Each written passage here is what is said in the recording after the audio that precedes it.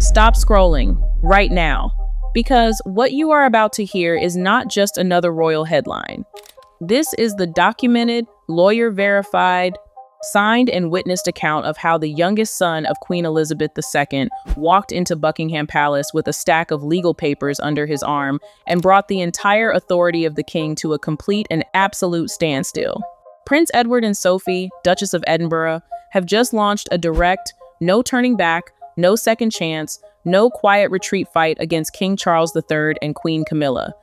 And it is already tearing through the inner walls of the royal family.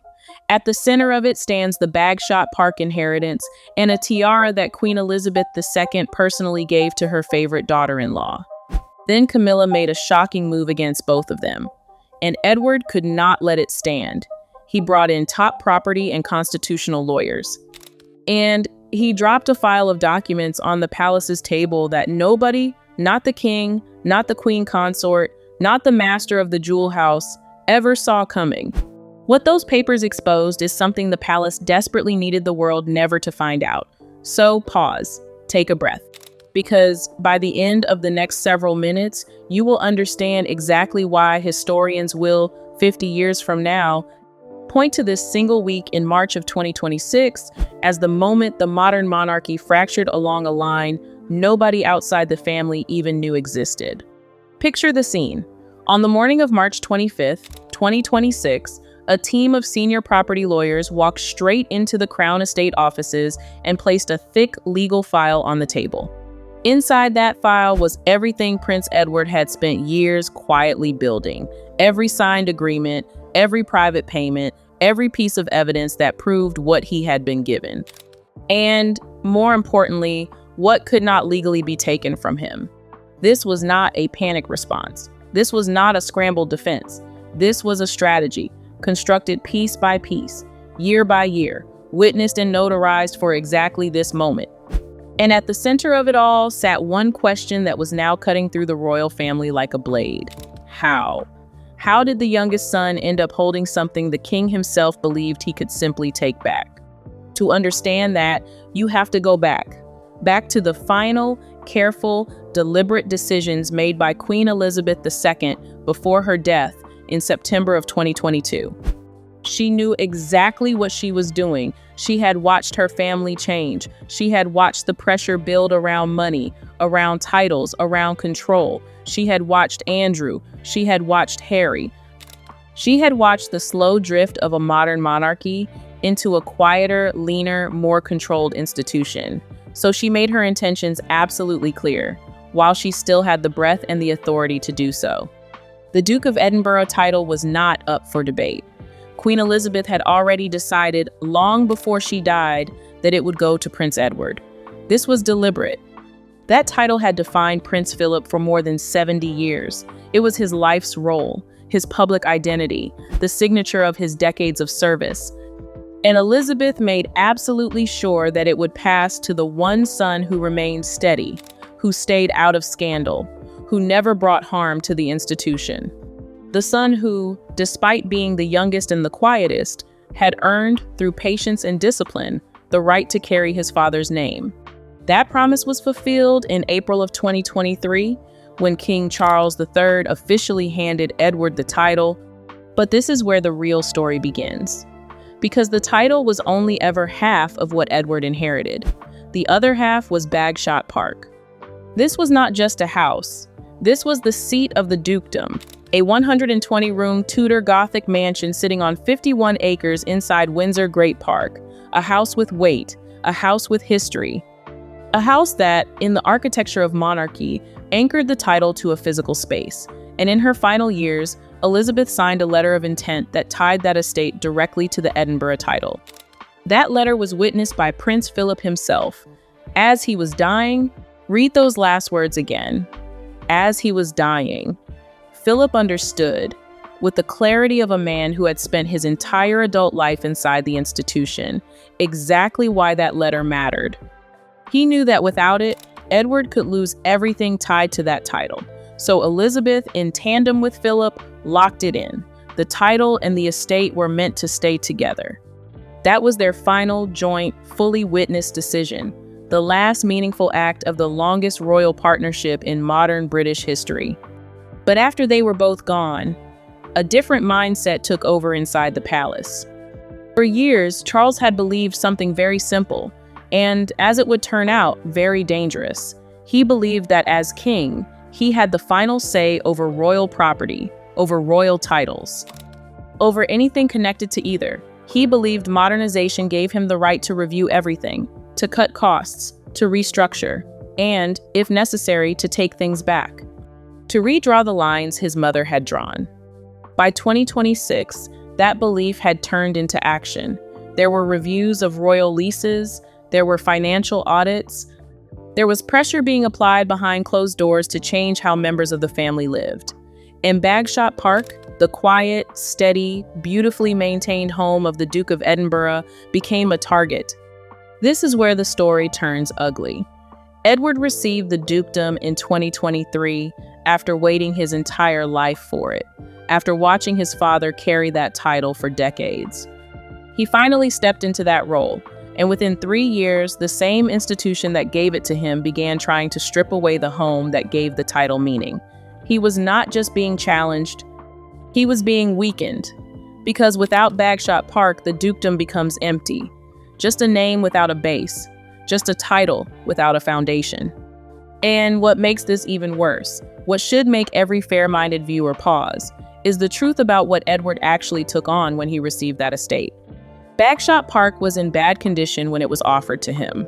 In 1996, when the army chaplain who had been using it left, the building was worn out, outdated, ignored for years. The Crown Estate did not even want to keep it as a royal residence. There were serious plans to turn it into a hotel or a conference center. That is how little institutional value it carried at the time. Instead, it was handed to Edward under a lease signed in March of 1998. The terms were clear: £5,000 a year for 50 years. That low rent came with a heavy burden. He had to fix the place, not slowly, not over time, immediately. And he did exactly that. He put in £1.36 million of his own private money he had earned himself, through his own television production company. Before becoming a full-time working royal, the total cost of repairs reached £2.98 million. The Crown Estate covered part of it, but Edward carried a serious financial load, quietly, without complaint, without press releases, without the world knowing. Once the work was done, his rent was increased to £90,000 a year. The National Audit Office confirmed that figure as full market value. He paid market value. He paid the proper rate. He played by every rule the institution asked him to play by. His brother Andrew never did that. Andrew lived at Royal Lodge for years without ever paying market rate. The National Audit Office documented it in plain English. One brother followed the rules and paid his way. The other did not. And now, in 2026, the institution that allowed that double standard for years was turning its attention toward the brother who had done everything right. Pause on that injustice. Sit with it for a moment, because that is the silent, ugly engine driving this entire story. And Edward went even further. In 2027, he paid £5 million through his company Eclipse Nominees Limited to extend the lease to 150 years. That was long-term planning. His agreement gave him the right to sell the lease and keep the profit. He built security, he built control, he built a legal fortress around his future and the future of his children. Now, look at the situation in 2026. That same property is worth around £30 million. If the Crown Estate gets it back, it can be sold or leased for huge profit. So when pressure started building on Edward to give it up, it was not just about modernization. The financial motive was sitting right there, out in the open, a £30 million asset hanging in the balance. And this is where Philip's role becomes impossible to overlook. He saw this coming. That is why he made sure that letter of intent was witnessed and recorded while he still could. Philip had spent over 70 years watching how the monarchy operated behind closed doors. He had watched the institution move quietly, efficiently, sometimes mercilessly. Against the people, it no longer found useful. He had no intention of letting that happen to his youngest son. So, as he was dying, in those final months of his long, disciplined life, he put his name on a document that was specifically designed to make that institutional erasure impossible. He knew that without it, Edward would have no protection when the pressure finally came. And the pressure, as Philip had silently anticipated, came exactly as he predicted. So by the time March 25th, 2026 arrived, Edward was ready. The legal file delivered that morning was built on 3 concrete pillars. The original lease, showing his enormous personal financial investment. The letter signed by Elizabeth and witnessed by Philip, tying Bagshot Park to the dukedom for his lifetime. And 20 years of records proving he had maintained the estate at a level that had actively saved the monarchy money. 3 pillars, all independently verifiable, all notarized, all immovable. But even with all of that, one fact still made this situation dangerous. Charles controls the system. He controls the structure that can make life inside the monarchy extremely difficult, without ever technically breaking any rules. So even with the evidence laid out, nothing was guaranteed. The fight had only just started. And inside Buckingham Palace, as those documents were opened and read, one thing became painfully clear. Elizabeth had made her decision. Edward had built his defense. Now it was up to the king to decide if his mother's final decisions still meant anything in the new reign. But hold on, because the dispute did not stay confined to land or titles. It moved fast, and it moved into something far more personal. Earlier in 2026, before the lawyers ever walked in with that dossier, a palace official showed up at Bagshot Park with a clipboard and a quiet, polite, almost casual instruction. The visit came directly from the office of Queen Camilla. It was described on paper as a jewelry audit, a routine review, a national heritage check. That was how it was framed for the file. But what it actually meant was simple. Someone had come to count and question jewelry that Sophie, Duchess of Edinburgh, had worn as her own for 25 years. And at the center of that audit was one specific piece, the Anthemion tiara. This was not a random item from a vault. It was made specifically for Sophie's wedding in 1999, commissioned by Queen Elizabeth II herself. It was built using 4 antique elements shaped in a honeysuckle design taken from the private collection of Queen Victoria. For nearly 2 decades, it was the only tiara Sophie ever wore. That detail matters more than people realize. Sophie was never given open access to the grand state tiaras the way other senior royals were. That was understood inside the family. It was never said loudly, but it was always clear. She was not placed at the center. She stayed in a quieter, lower position, and the Anthemion tiara became her one piece, her one crown, her single treasured personal symbol of the love and trust her late mother-in-law had placed in her. Take that away, and she is left with nothing. Camilla's argument came through legal language, but the message behind it was sharp. Because the tiara used gold and stones from Queen Victoria's era, it could, the lawyers argued, be classified as crown property. That meant it should be held in the central royal vault and only issued out for official use. The meaning was clear. Sophie would no longer own the tiara she wore on her wedding day. She would have to ask permission to wear it, like a borrower, like an outsider, like someone whose name on the gift no longer meant anything. That crossed a line. And the logic behind it was dangerous, because if that argument holds, then it does not stop with one tiara. It opens the door to reclaim dozens of personal gifts given by Elizabeth over her 70-year reign. It does not stop at Sophie. It reaches across the entire family.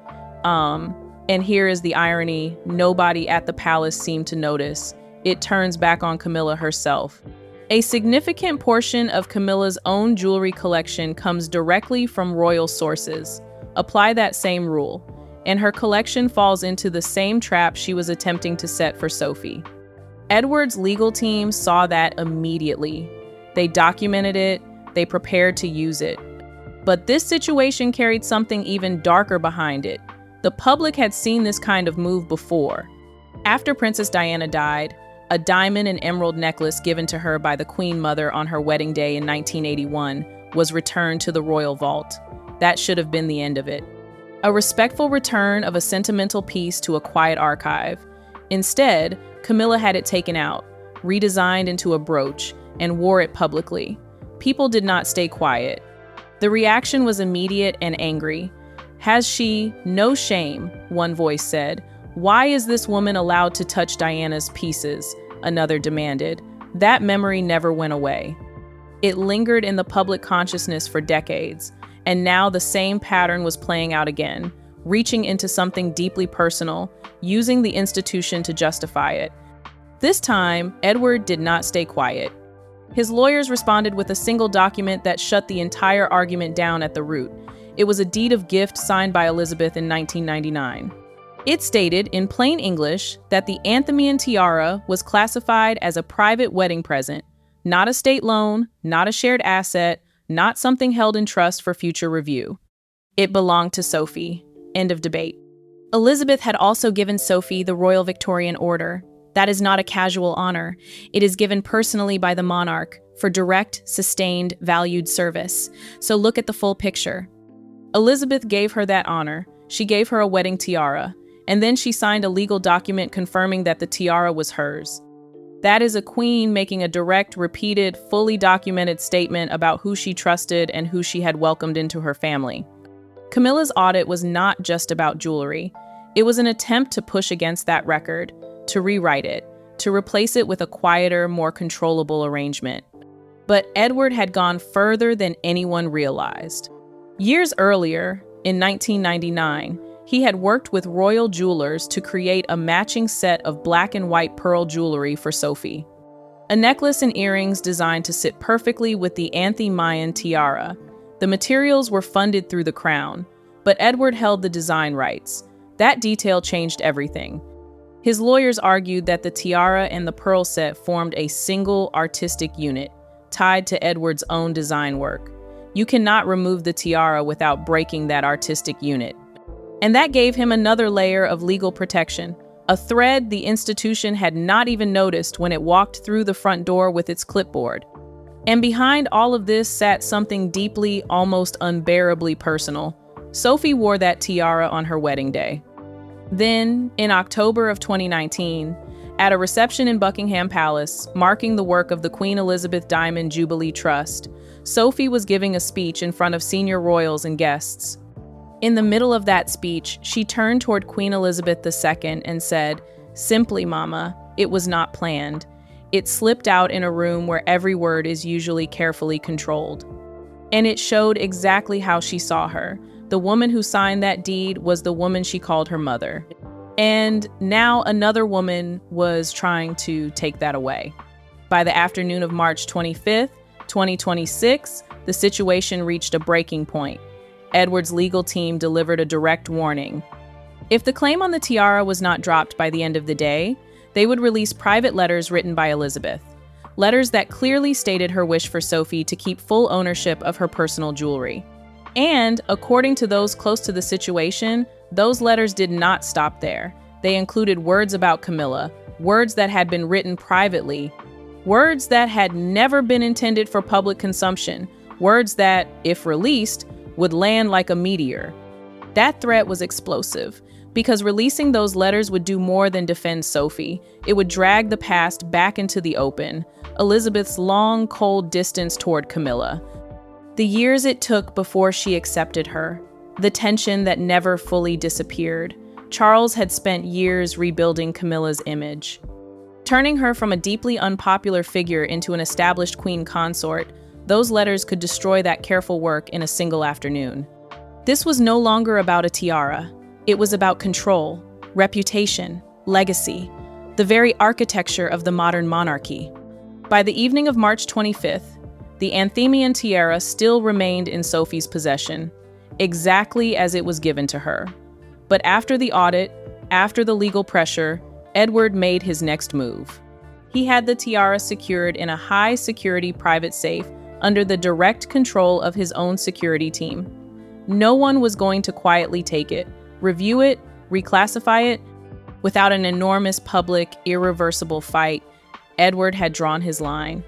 The legal warnings had been delivered, the palace had been pushed into a corner. But pressure on paper was never going to be enough to finish this.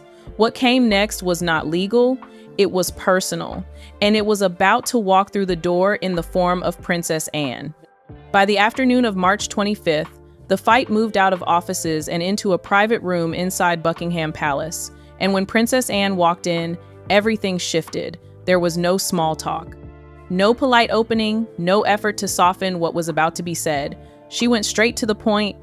But to understand why that moment carried so much weight, you have to look at what changed in the years before it.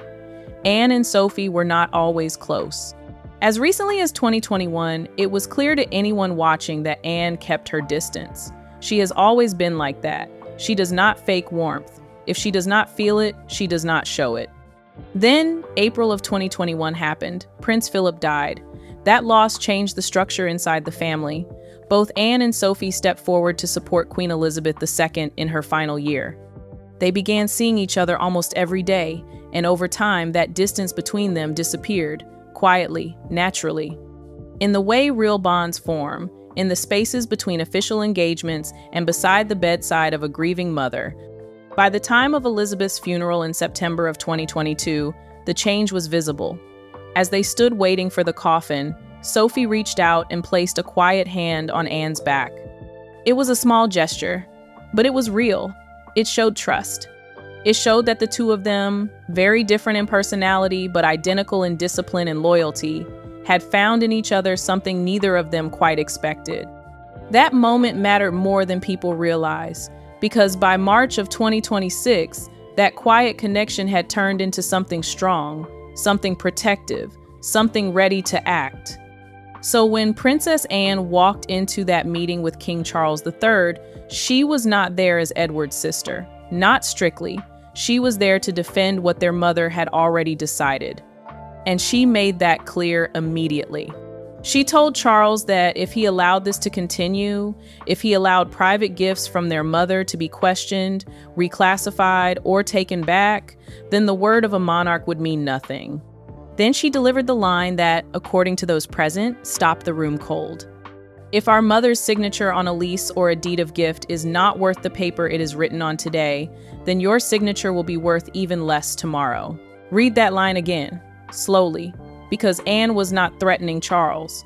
She was attacking the foundation of the entire institution. A king's authority only works if people trust what he signed.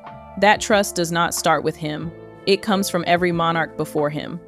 Break that, and everything weakens, every contract, every honor, every promise, every signature. She had also already reviewed the Bagshot Park documents herself.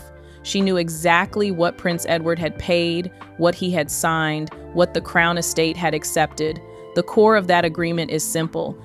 Edward holds a long-term legal lease over the property, backed by his own substantial financial investment, with binding terms that give him full right to live there and control it. Anne's position was direct. Edward paid for that home. The Crown Estate took his money under those terms. That agreement stands. There is nothing left to argue. She did not treat the tiara and the house as separate disputes. She made it absolutely clear that they were the same fight. Both were things Queen Elizabeth II had personally given, both backed by signed documents, and both were now being challenged using the same dangerous argument. Anne made the point directly. If they succeed in taking one, they open the door to take the other.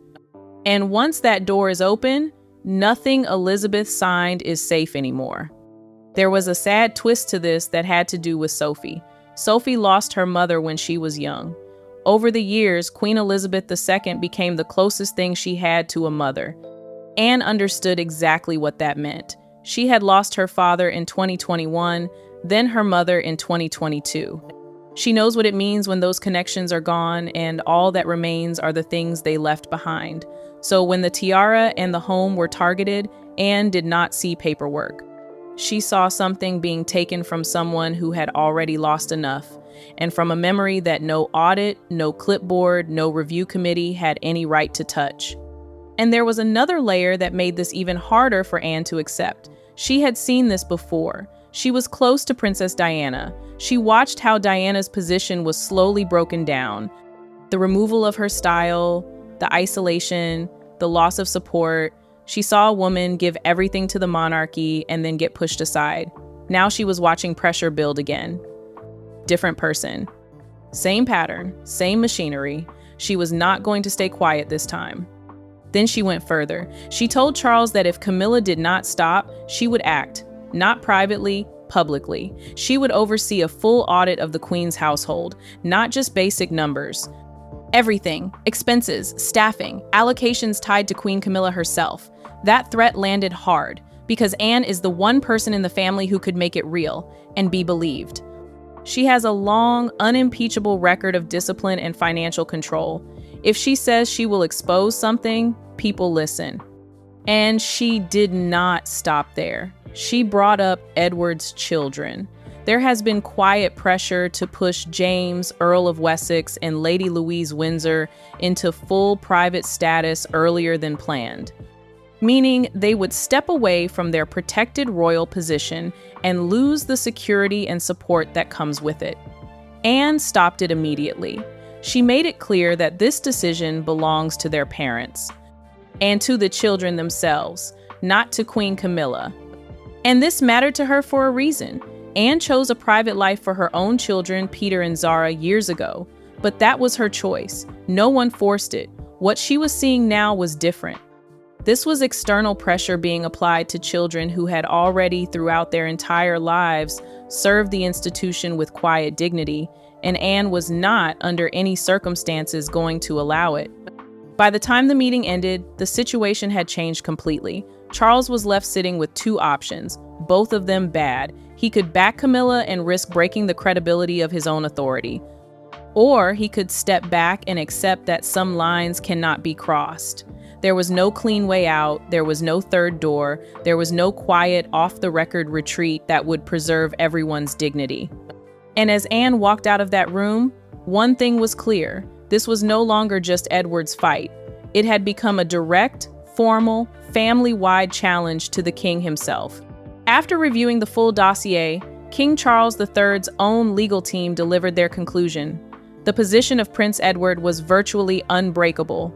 Every piece held. No royal order could override it.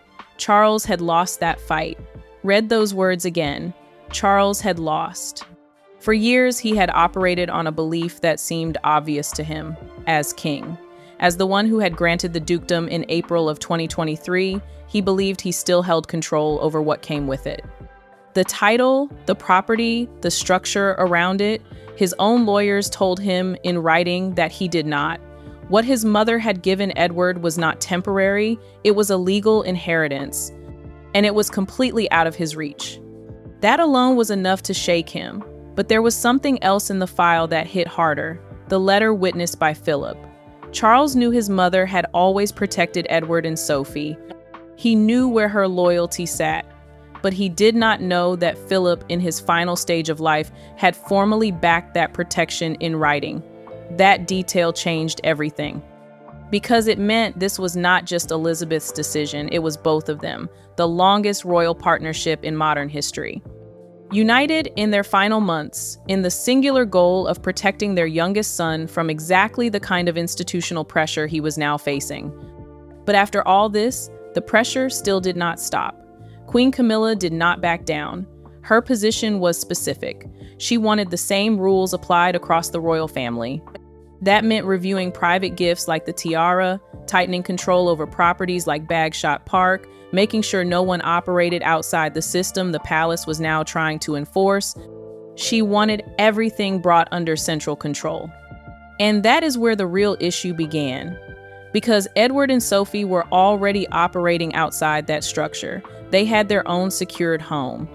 They had shown over 20 years of patient, careful management that they could function without depending fully on palace control, and that made them difficult to bring in line. So now every move began to look like an effort to pull them back under control by removing the very things that gave them independence. As a result, the situation inside the palace began to break. Staff were choosing sides. People who had worked around Sophie for years began to show quiet support for the Edinburgh household. At the same time, resentment toward the Queen's office began to spread. And where there are sides, there are leaks. Private discussions were no longer fully contained. Documents, notes, internal thinking. All of it sat closer to public exposure than it ever had before. The palace, an institution famous for its internal discipline, was now divided from within. One insider put it simply, the king is being led into a minefield. He is being pushed to choose between his wife's demands and his mother's final decisions. There is no outcome that does not damage the family. That is the position Charles now faces. And outside the palace, the situation looks even worse. At a time when the British public is dealing with rising costs and serious financial pressure, the image of a king trying to take a home from his brother, a home that brother paid to restore with his own private money, would not be received kindly. It would not be forgiven. According to reports from inside the household, Charles eventually stepped outside the formal legal process. He wrote a private note, a handwritten message sent directly to Bagshot Park asking for a family meeting. It was the move of a man who knew the law was not on his side, who knew that, for the first time in his long life as a senior royal, he could not simply order an outcome into existence. But the response he received made the situation absolutely clear. Edward refused to meet unless his full legal team was present. That changed everything. This was no longer a family conversation. Edward was no longer acting as the younger brother trying to keep peace. He was acting as someone who understood exactly what was at risk and refused to give anything up without protection. And once that line is drawn, it does not go back. You cannot undraw it. You cannot soften it. You cannot pretend it never happened. Charles had spent decades waiting to become king. He now ruled over a monarchy smaller than it had ever been. But inside that smaller structure, something had broken. There was now suspicion, division, pressure. And somewhere in Surrey, inside a house he could not legally touch, the answer to whether his mother's final decisions would still hold meaning was no longer in his control.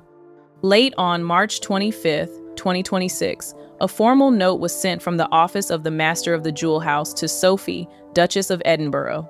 It was short, direct, no emotion, no explanation. The Anthemion tiara would remain under her exclusive private control. That was it. No apology for the audit, no acknowledgement of the pressure. No softening language about respect for the Duchess's position. At the same time, the review of Bagshot Park was shut down quietly. The official wording described it as recognition of the Edinburgh household's role in maintaining the estate. But inside the palace, no one misunderstood what had just happened. The crown had stepped back. Everything Prince Edward held was confirmed. The title, the home, the tiara, all of it stood exactly where Queen Elizabeth II had placed it. And that confirmation changed the entire balance inside the family. Because this was no longer a dispute, it was now a record. That note will sit in the palace archives long after everyone involved is gone. And when it is read in the future by historians who were not even born yet, it will be clear what it means. A claim was made, it failed, and the institution was forced to admit it, in writing, under signed letterhead. But the outcome did not bring peace. It came with a cost that cannot be repaired. The relationship between King Charles III and Edward has changed completely. It is no longer personal, it is controlled, formal, limited to duty. What the public will see going forward is not the truth. They will see unity. They will see appearances. They will see two brothers standing side by side at events, smiling at the appropriate moments, performing the choreography of a unified royal family. But inside the family, everyone will know what is real. They will know that one of them had to use the law to protect himself from the other. That does not go away. That memory does not fade. That bruise does not heal. And the structure of the monarchy has shifted permanently because of it. There are now two clear centers of power. At Buckingham Palace, Queen Camilla and Charles continue to push their vision of a controlled, streamlined monarchy. Away from that center, another group has formed. Princess Anne, Edward, Sophie. Supported quietly but unmistakably by Prince William and Catherine, Princess of Wales. They are not operating loudly, but they are holding a line, protecting what was built before, refusing to let it be rewritten. And that divide is now fixed. For James, Earl of Wessex, and Lady Louise Windsor, this moment will not be forgotten. They watched their father fight without public drama. He did it through documents, through preparation, through quiet, calculated, strategic control. And he forced the system to back down. And one day, James will carry the Dukedom of Edinburgh, the same title his grandfather held for over 70 years. But he will carry it with a different understanding. He will know that the institution that gives can also try to take back. That knowledge changes everything. It does not create loyalty, it creates caution. It creates distance. It creates a son who will, for the rest of his life, keep one careful eye on the institution that nearly tried to dismantle his father. As for Charles, he has his monarchy, he has his structure, he has his authority. But what he does not have anymore is the full trust of the brother who stood quietly for decades, paid his own way, and asked for nothing except to keep what was given to him. That loss does not show on paper, but it will show over time, in small moments, in missing phone calls, in family dinners that never quite happen, in the quiet absences that, decade after decade, define what a family really is. And long after the documents are filed and the silence settles, that is the part that will remain. A king who won the title but lost the brother. A queen consort who pushed too hard and discovered, too late, that some lines in the family were drawn by hands stronger than her own. A duchess who held her tiara, her home, and her dignity intact through the patient strategy of the man who loved her. A princess royal who proved once again that she is the conscience of the entire institution. And a teenage Earl of Wessex who watched all of it happen and quietly absorbed the most important royal lesson of his entire life, the one his grandfather, on his deathbed, had wanted his father to learn. Always have your papers in order, because in the end, the only thing that protects you in this family is the ink of a signature and the courage of the relatives who refuse to let it be erased. Stay close, because the next chapter of this story, the chapter where these two new centers of power begin to operate openly in the public eye, is already being written. And you will want to be among the first to read it.